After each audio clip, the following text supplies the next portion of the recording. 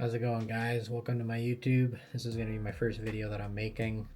Let's get into it. I did reach out on Instagram to see kind of what you guys would like. Making this video kind of introduces everybody to me, any newcomers, anybody just coming in to see kind of what we've been through over the years. You'll be able to see it on here. I wanted to kind of go through and talk about what got me into drifting. Might be a little bit of a long start to a video, but I don't know if this is going to be just me talking about what got me into drifting or if we're going to bring some other parts of the exciting things we got going on in the background into this one. But my name is Matthew Ryshetsky. I am a 34-year-old from Mission, BC, Canada. I recently got my Pro Spec license through Spec D, which is based out of BC and Alberta. Awesome series to run. Everybody wants to compete in that. The driving's good. It's tough. It definitely, I feel it prepares you. We run some bigger track layouts, also some more technical ones, so you get a vast variety of things to prepare you for Pro Spec. I got into drifting back in 2012. I remember going out to a event called Cell Block D at Agassiz Speedway. One was actually an FD driver. His name was Ian Fournier. He really stood out to me. And then seeing him later on down in Seattle for Formula Drift, it really sparked my ambition to chase drifting. First car I had was an S13 Coupe. Did a Built KT turbo and it made like 400 horse. Which was a lot for a car back then. I crashed that car multiple times. It was a big learning curve. I did it more for fun back then. Didn't really think to compete or be competitive with it. 2016 that I picked up a purple R32 Skyline with an RB25 in it. I went and did a grassroots round for fun. Decided in 2017 I wanted to pursue a full grassroots season and try competing. We had a very good season, first time in grassroots, and we won that season of taking away a grassroots championship. In 2018, I found an opportunity to buy an LS S13 hatch. The build went over top, ended up getting a full paint job. It looked super sick. It was on VSKFs. We kind of had a fun season in 2018, didn't do Pro-Am as we were gearing up to do Pro-Am in 2019. 2019 came around, I did Pro-Am in that car. I would say we did fairly well. I pretty much ran the team solo, not much help. A couple buddies would come down once in a while and give me a hand, but did the best with what I had. Car made 350 wheel on an LS1. We did go into the 5/8 wall, I think at round 3. It was a wet and dry day. Really hurt the car. We finished the season. We ended up in 5th out of 30 some odd what guys, which you needed a top 3 spot in 2019 to get a Pro Spec license, which I think was Pro 2 at that time. And we were just shy at 2 spots. So didn't get our license in 2019. Car was pretty mangled. I was in a lot of debt where I was working. I mean, money was tight, made it work, but I knew that I couldn't go into 2020 with the same car, same chassis, or that budget anymore. So I ended up putting drifting on hold for a bit, at least at the Pro-Am level.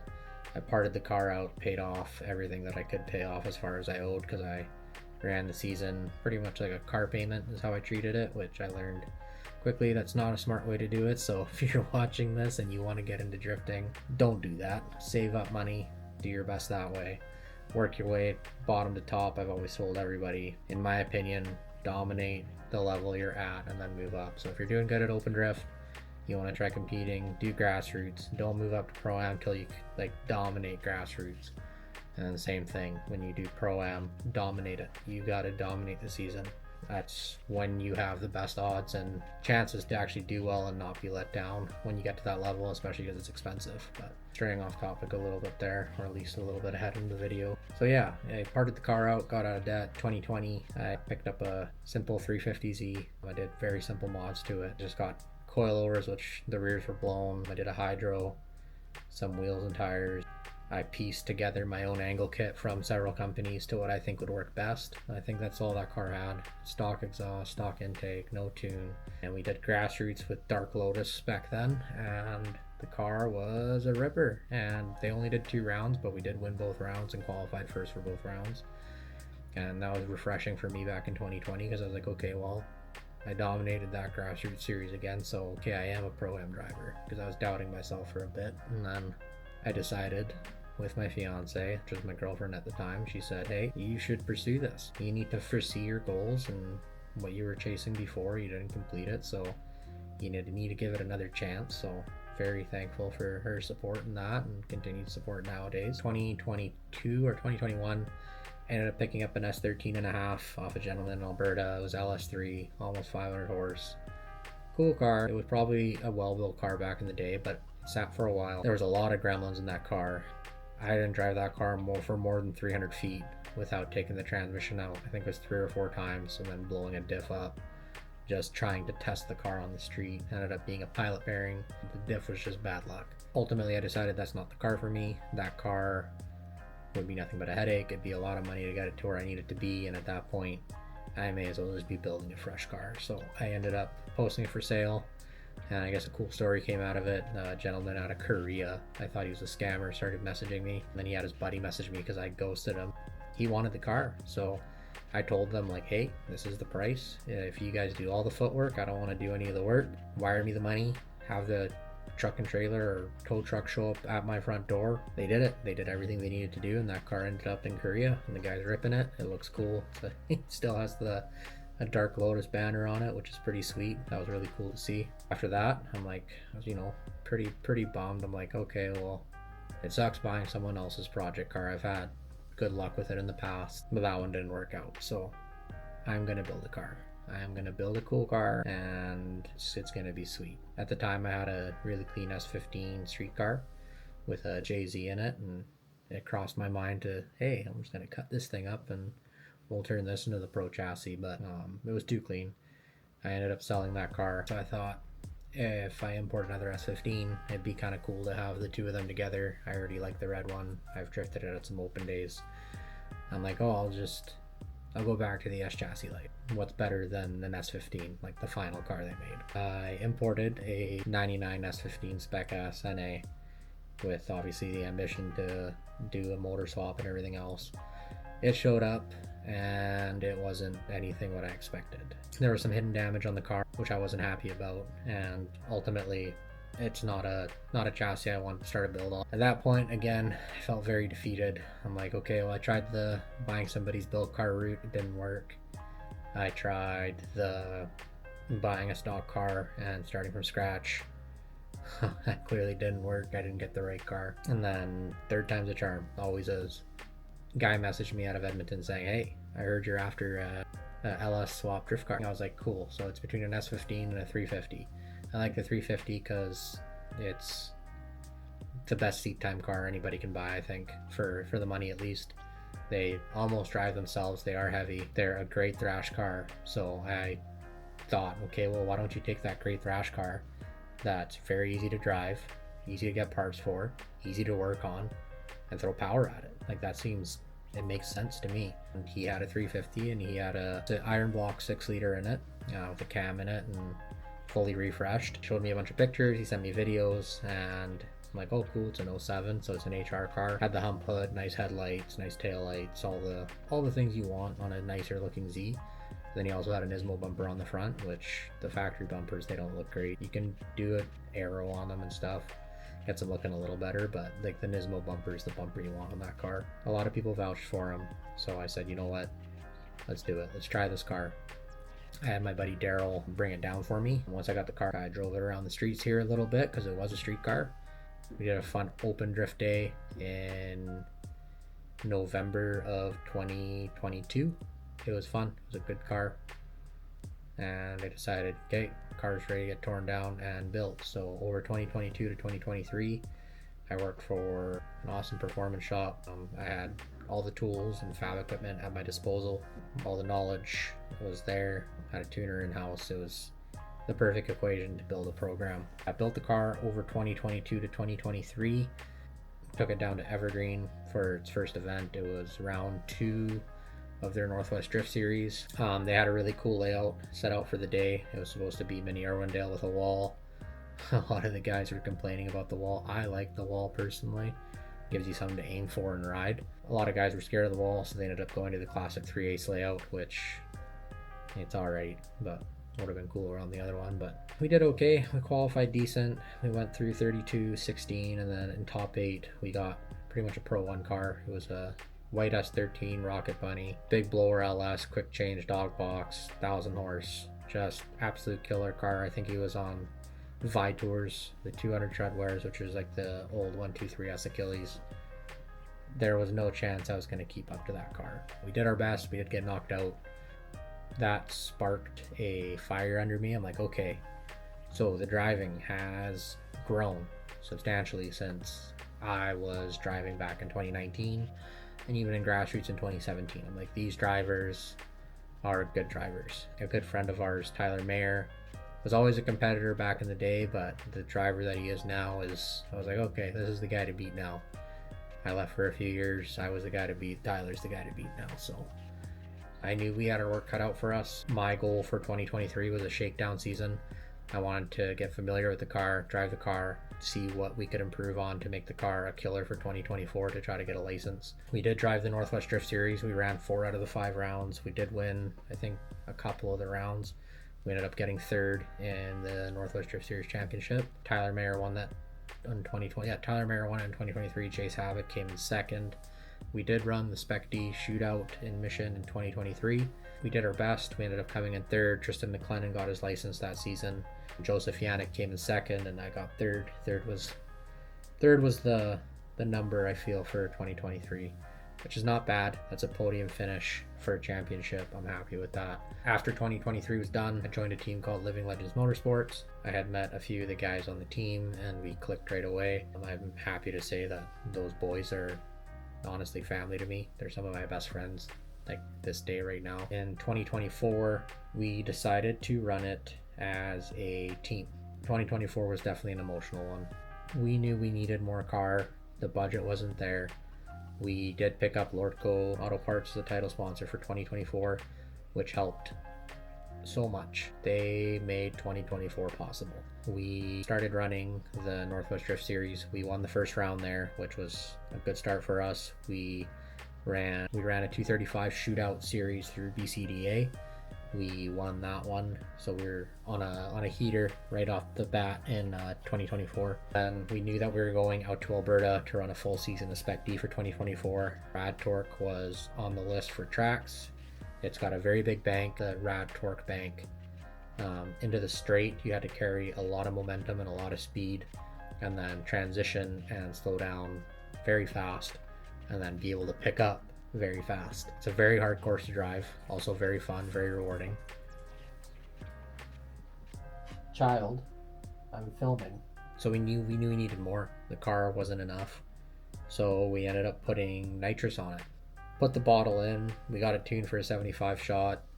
Felt decent. Ended up changing it out for a 100 shot. With the 100 shot, the 6.0 made 470 wheel, 475 wheel, and 540 foot-pounds of torque. So, and it was an on-off switch. The way it was wired in, anytime the car would see over 80% throttle and over 3,000 RPM, it would give me the full shot. So it woke the car right up. It's the most power I've ever driven with to date. We went out to Rad Torque and dominated. We won it. I felt unstoppable for 2024. I thought that was the year that the Pro Spec license was going to come to fruition. I'm like, we haven't lost yet. We're killing it. We're qualifying high. And we came back, and then we ended up running rounds 2 and I believe 3 of the Northwest Drift Series before round 2 of Mission's Spec D. I remember for Spec D, we were getting ready to run it, and I was out on a test day a week before we were supposed to load in, and I ended up chasing one of my competitors, and it was a killer run. We're having a fun time just shooting laps, and one of the last corners I went to surge and everything turned off, and there's a big cloud trail behind me. At that point I didn't know what had happened. I tried to turn it back on right away and it was nothing. It's just dead. I'm like, okay, something's wrong. So we ended up towing it back to the pits, and I looked at the side of the block and there was a giant hole. Okay, well, our season's done. Budget's not there to replace a motor. I tried to look high and low to figure everything out. So Wednesday night I felt pretty defeated. We're having an unreal season, and to end it that way, it just sucked. My crew chief ended up talking with my title sponsor, Lordco, and told them the situation. And I got a call the next day saying, hey, don't stress, we're going to build you a motor and you're going to be ready for Spec D.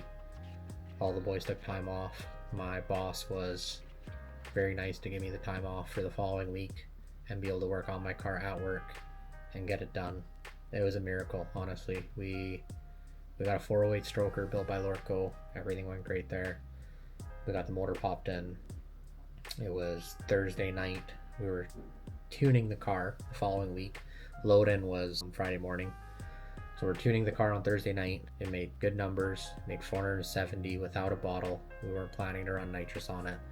So now we were making the same power we were running with the spray, but it's just a reliable NA motor. I went and took it out on the street.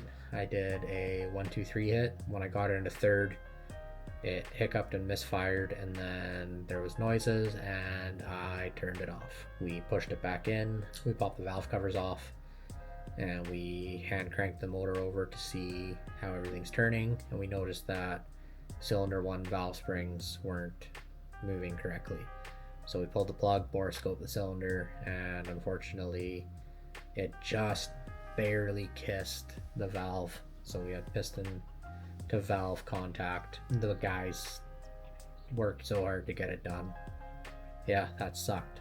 That really sucked. And me and Matt had talked about, you know, it's nothing comes easy, or nothing good comes easy. Like, everything has to happen a certain way for a certain reason, and at that time I couldn't process it. We were fortunate enough that a good friend of ours, Pat Lee, offered me his car, which made crazy power, made 800 and some wheel. It's another 350Z, and he's like, you know what, man, I'm not gonna drive, you take it out. We were very happy and very fortunate that he gave us that opportunity. So we went and picked up the car that night from Rod's shop, and Rod got us all fitted and went over the car with us, showed us how everything works.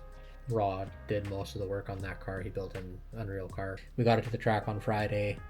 Learned really quick that the steering rack that was in there wasn't allowing the Part Shop Max angle kit to operate at its max angle. So the ratio of the rack was very quick, but it didn't have the same reach as a stock rack. So the car was very twitchy. The angle that we had was no more than like an angle adapter kit. So we had an 800 wheel horsepower hooked up monster on an angle adapter kit style angle. Yeah, it was very hard to drive. It's probably the most I've ever spun out in my career of drifting. The boys set it up and did the best they could with measuring tapes, and we eyeballed everything at the track as best we could to get the car drivable for at least me and my driving style. We were like, cool, we're ready. Car feels good. My qualifying scores were okay. They weren't as good as they normally are, but they were enough to put us in the show for both days. And then that's where the wrench gets thrown in for 2024's things of going wrong. We ended up going up against Marco Tassone. He was fast. I knew he was quick, so I'm like, we got to do well. He qualified higher than us, so he led first. I knew that I had to put a good chase on him. He led in. I had what I felt was a pretty killer chase. Then we switch roles. I go into lead. He goes into chase. I knew I had to roll him. So one thing that I know I'm good at is adapting to speed. I like drag racing the car to the entry. I don't like pedaling it. I like nice and consistent and fast. This car was entering faster than I'd say a majority of the field that we were going against, so I knew that's where I'd be able to get him. So we went through the start chicane, 1, 2, 3, and I probably entered like 100 feet before the 1, 2, 3 cones. Big initiation flick. I know that that's difficult to chase at that speed, and Marco really had to trust me, and he did. He was behind me, man, but that 350 was so quick. We ended up going through outer one and going around the hairpin style corner, going towards touch and go to the wall. And I remember watching the replay, and Marco's car was just pushing. We were going so fast, he ended up going off track. Behind us, we hit the only bump in the track there, and it debeated a tire for us. And we lost the tire. Went out to touch and go one. We hit the inner clip fine. At this point, Marco was able to catch up to us because we were on one tire in the back. I went to transition around the last corner, and the car just looped. I couldn't catch it. I didn't have the angle to catch it. It rotated so fast. So that ended our first day of Spec D. So we ended, I think, in 16 for the first round of the Mission Spec D. So we were still in points running to get a Pro Spec license. We knew we had to give everything we got on the next day. We ran the big layout on the next day, which is at the backtrack. We qualified decent. Again, could have been better, but we took what we could get. Went into battle against Gab. His car is literally a catalog of any of the best parts you can put in a car. Drives an FRS chassis or an 86 chassis. He's got a mass motor in there, dog box quick change, HGK full Kevlar body kit. Like, this car is the creme de la creme of FRSs. We did qualify higher than him for that layout, so we did lead first. I remember going into my lead run, I did a nice super wide like bro line. I remember looking to my right and Gab was pretty far ahead of me, like he was cutting the course, and I was like, okay, so there's an advantage. I know that I just got to finish this run out, and I know I got to do better in that section.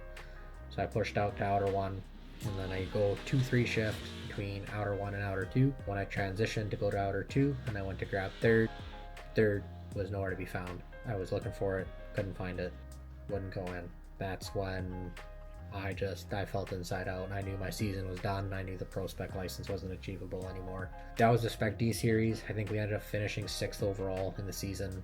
So 1 first place and 2 top 16 finishes. We did get first place in the Northwest Drift Series, so we did win that championship, but that championship doesn't hand out a license. It's more for bragging rights, if anything. So then Evergreen, our last chance, does have a shootout. So we ran the Evergreen shootout in 2024. We ran in 2023 as well. I think Brian Wills got the win that year. We ran in 2024, and Jerry Johnson came up in 2024. And in between myself, Tyler Mayer, and Jerry Johnson, it could have been anybody's game going into top 4. We were there in the second round. And it was one of those things that if I were to win against Jerry in top 4, I would get the license. If Jerry were to go to the next round but Tyler Mayer would win, Tyler Mayer would get the license, and then Jerry pretty much had to win the event.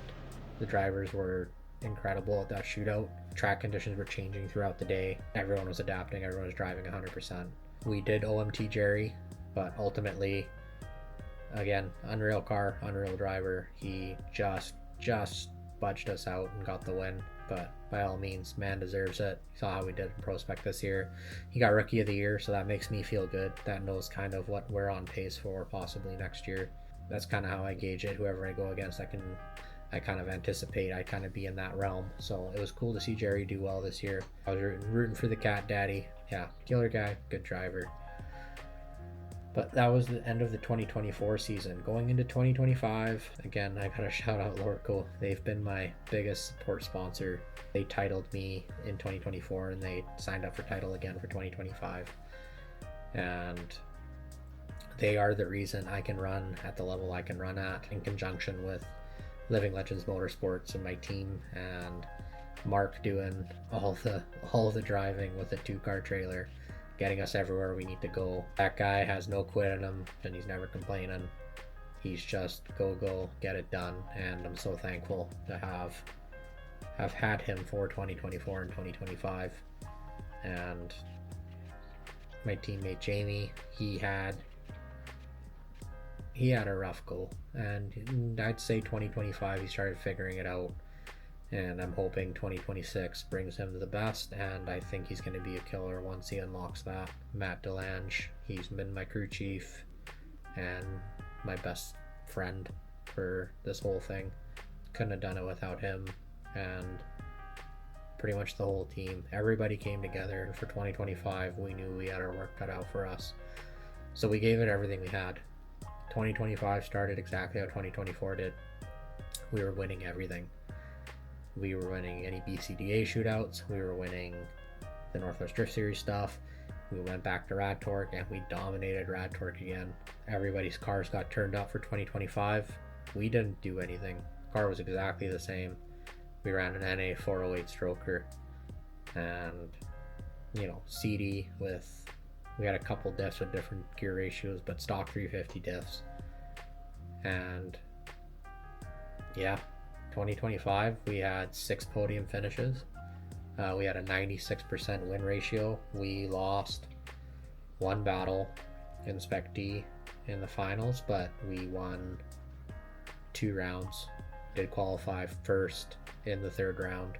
That secured our license at that point. Once we qualified first in the 3rd round, we knew that going into the day for the actual competition, it was just bragging rights at that point. We already had the championship and the Pro Spec license in the bag, which was awesome. It took a lot of stress off of me. It let me just drive and have fun, and that's exactly what we did. Northwest Drift Series, same thing. Rounds 1, 2, and 3, we won all of them. Round 3, we had a perfect event. First place qualifier, first place finish.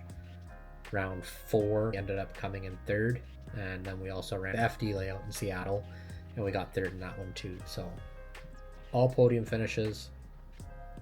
Such a sweet season, man. Now we're at where we need to be. Season's done. We're in talks with sponsors. I'm proud to announce, and I'll announce it here. It'll be announced on my IG at some point too, as Lordco is signing back on for a title for Pro Spec. We would not be able to run Pro Spec without Lordco in our corner, and we're super thankful for him. We've got a lot of off-season stuff to go and get figured out now. There is a new car. That's where the video is going to drop into now. This is kind of just the intro to me and my program and everything going on. And yeah, hope you guys enjoy the video. Yeah, we have a home.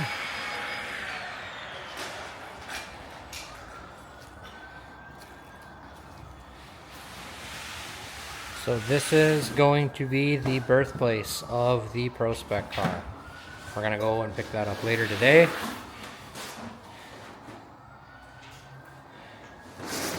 It's kind of gross in here. Maya thankfully is helping me clean up. But yeah, this is home. I'm pretty much moving in here for the next few months to get things done, and should be fun. So this looks like it was a hot rodder shop before us. Probably an old couple that lived in here.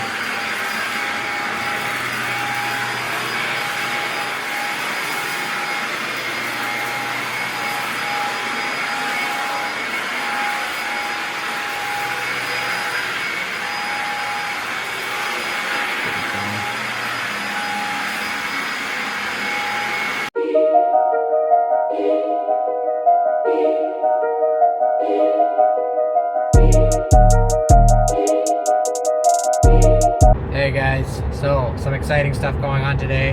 We're moving into the new shop. We're going to pick up the new race car finally. Our good friend that sold it to us was nice enough to store it for us until we had a space to put it. So today's finally the big day. Go get it all packed up and get it into the trailer, and I'll introduce you to him as long as he's cool with being on camera.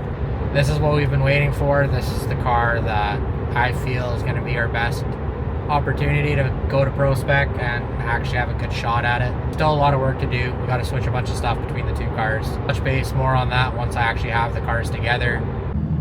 Okay, so we're in the tow rig now. Luckily the place is only a few blocks away. Got the trailer hooked up on the back, and yeah, we're gonna go grab this thing and load it up and bring her home. Okay, so we're pulling up now. Gonna park the truck, hop out, show you guys the rig.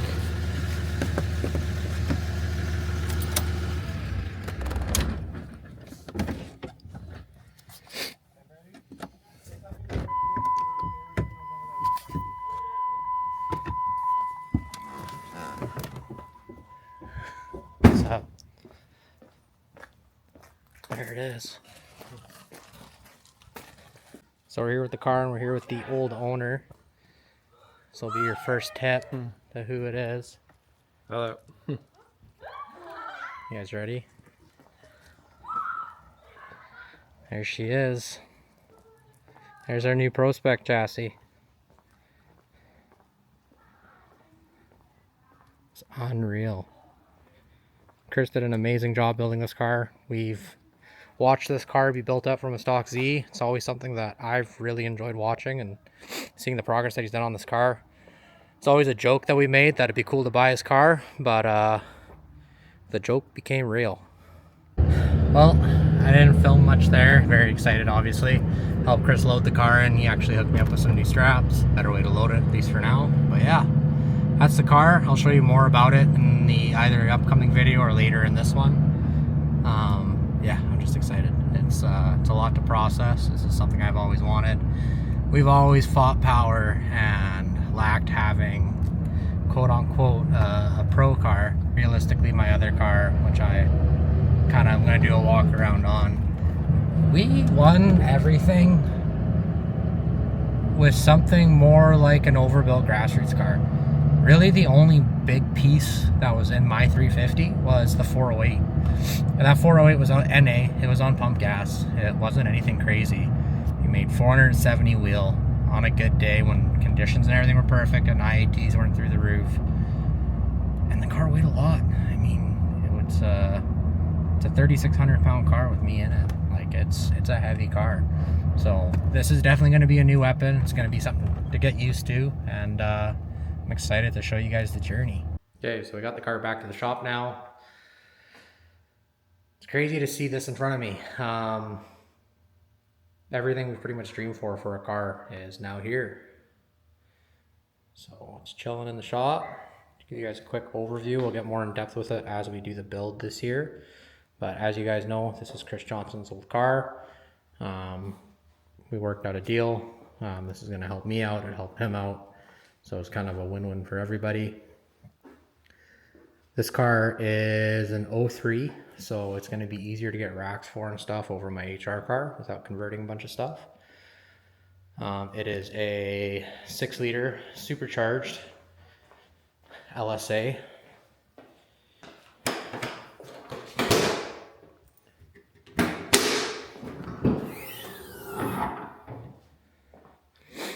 Did a really good job putting it together. All the firewall little tubs for the battery and everything are all cut out. There's a little hint of it being rear mounted. Brake booster, everything's deleted. It's got a sweet tube front end built by JMR Racing. He was going to be doing all my fab, so this saves him some time and me some money. The car is currently on FDF. We're going to be ripping all of that out. We're going to be going on Adjust. Same wide body as me. He's on stage wheels. We'll be back in consaves more than likely. Seats are going to be changing. Steering wheel is going to be changing. We may use that screen as long as it supports the link. Need to do some research on it. He's got a nice little switch panel in there for ignition, water pump, and all that jazz. It's on a Holley. We have to rip the Holley out due to Link being the title sponsor for ProSpec, which sucks because we would happily run that. I just noticed it's got an HR hood, so that's a bonus. He's got crown carbon overs on the back. All the ducting's done nice. Rear mount rad set up. Everything's quick latched. Wings coming off. We're going to be changing that for my stuff. We're going to do the HR taillights, HR headlights. Everything back here is done by JMR. Nice little crash structure. Might redesign a few things. See if we can replicate a few replacement parts so that when we go into a wall, we can replace things. But everything's nice and tidy. Got a radium fuel cell in there, radium FSC, Optima. Got the fire suppression system back there and the firewall. So all the fab work is essentially done.